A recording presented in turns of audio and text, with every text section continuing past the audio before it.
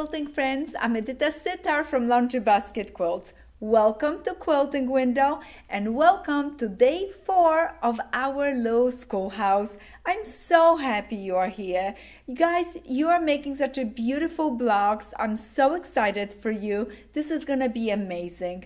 You're gonna finish the 12 days not only with beautiful quilts, beautiful blocks, but so many fun ideas that you are learning right now. All your comments I appreciate so much, so keep posting them. I look forward to reading through all of them.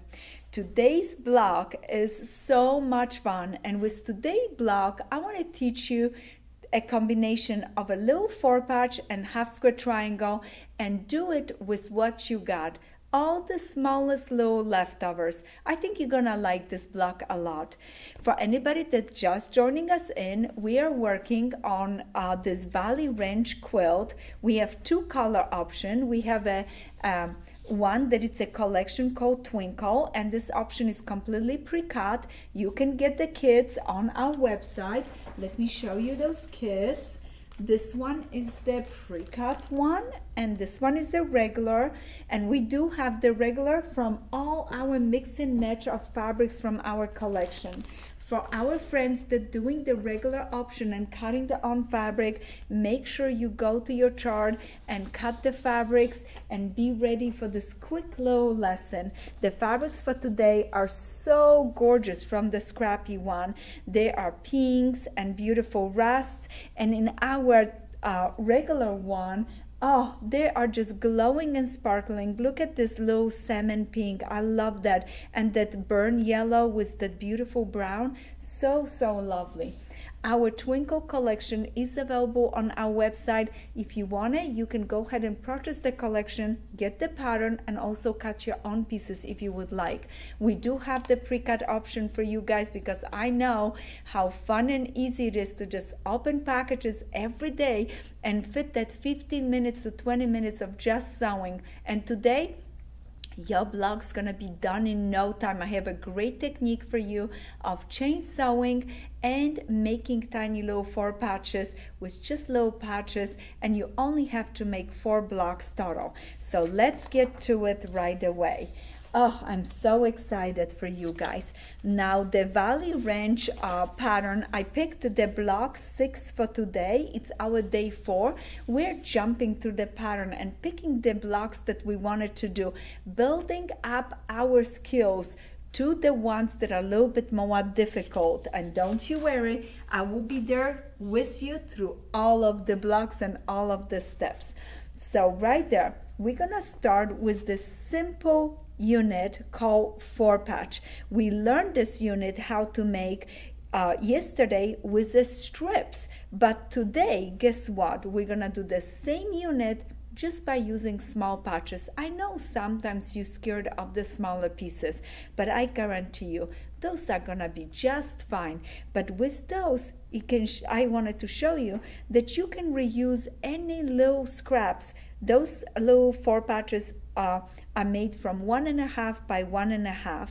Now what you're gonna do is take 2 pieces, place them right sides together. You're gonna stitch using a 1/4 inch seam allowance and keep going this way, just making a bunch of those.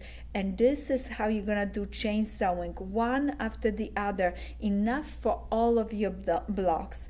As soon as you finish, they're gonna look this way. You're gonna go ahead, open it up, gently finger press. I don't even iron them at this moment. I just finger press. I don't want to iron too much because I don't want to over press my units and stretch or move the threads too much. Once you have 2 of those pieces, you are ready to make a 1 4-patch unit by just rotating one of them this way. Now place them right sides together. You know the routine. You want to have some pins, and you're going to be using a lot of pins because you're making such a nice little pieces. So right there, you're going to pin it and you're going to pin it. And I will have something next to you that I want to show you. This is such a fun tool. This is a pin cushion that you can put it right on your wrist, and it's so fun because it has a little area that it's easy to grab your pins, and this magnetic. We have it on our website. Go to our website. We have a lot of beautiful notions. So right there, you're gonna be having your pins right next to you. I'm still using mine from my little pin cushion. I'm gonna take this one home and open it at home. I need a new pin cushion at home. And right there, you're gonna start stitching straight down. Did you notice how I put a pin in the front and the back of the seam to guarantee a really nice transition? And look at this. Open it up. As soon as you open, you can go ahead and open that low center in the back and make a lovely little 4-patch. All of the remaining steps are exactly the same way that we did it yesterday.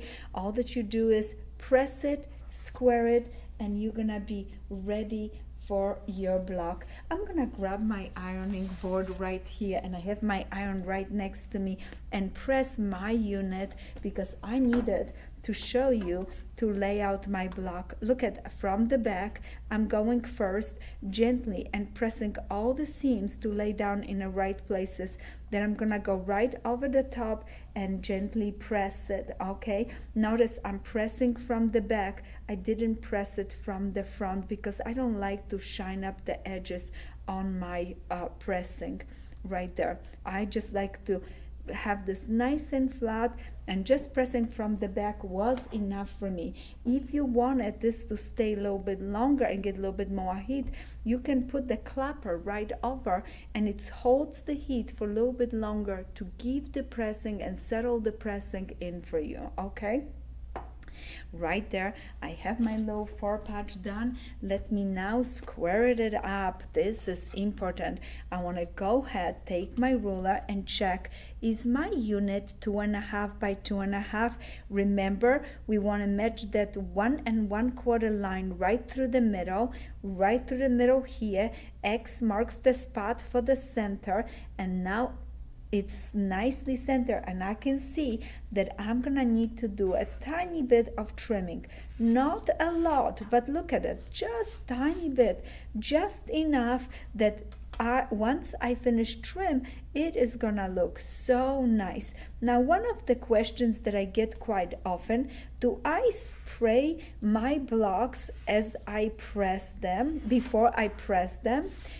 Sometimes I do, but I shy away from it. I do spray my fabrics before I cut my fabrics. So the best press or starch or anything else that I'm using is already into the fabric. If you have to spray your block because something is not staying flat, make sure you spray it from the back. Let it settle in. Let the spray go into your fabric, then press it. Don't go right away and press, because the spray ends up on your iron, not on your inside your fabric. Look at how cute it is. Did you see this? That clapper really helped to keep my block down, and that center, delightful. If I ever have to hand quilt or machine quilt and I have to transition from one area to the other.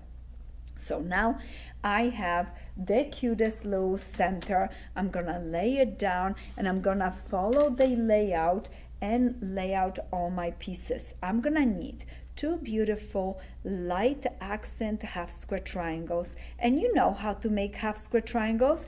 Yesterday you did so many of them. We did 1 light, 1 dark fabric, place them right side together, stitch, and when you open up, you have a beautiful half square triangle units. And now you are a pro in making those. There is no stopping for you.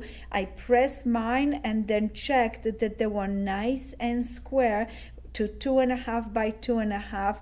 Then I'm gonna line them up and finish my design with 2 plain squares right here. Make sure that the 4-patch goes straight this way and touches your yellows, so that way when you position later on in a quilt, it looks wonderful.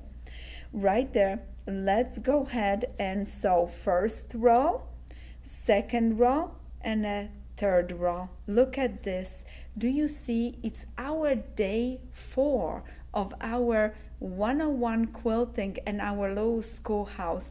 And what do you realizing how simple and fun the shapes are, and how much the construction of many blocks repeats over and over, and how you can take a basic 9 patch and change it to so many fun low design by just having half square triangle, 4 patches in the units, in those patches. So very important lesson that when you're learning the basic, you stay with those, follow your pressing, make sure you cut it correctly, and now you can create all different fun designs. Once you have your 3 rows sewn together, make sure you sew the rows into each other to create a beautiful block, and follow the pressing in a pattern. Today I want to take a little bit more time and press my block with you guys. Look at this. I'm gonna place my 6.5 by 6.5 ruler. I'm paying attention that that line that I like to follow goes right through the middle seams. Look at this. X marks the spot. The 6.5 by 6.5 ruler has the 3.25 mark right here that shows me the center of my block.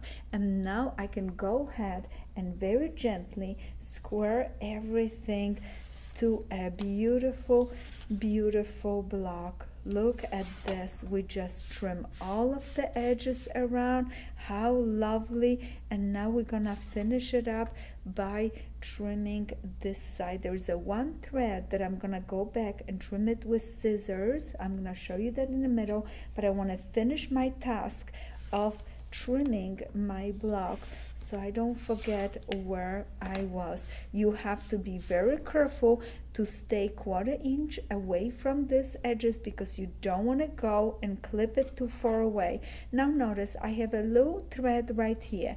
I didn't pull on it. What I'm going to do is I'm gonna go ahead with the scissors, clip it gently, and if I see anything else, I can go ahead and clip those low threads to clean my block, because I think it's very important that your blocks are nice and clean and ready to put into the quilt. Now remember, a little bit of a homework for you guys.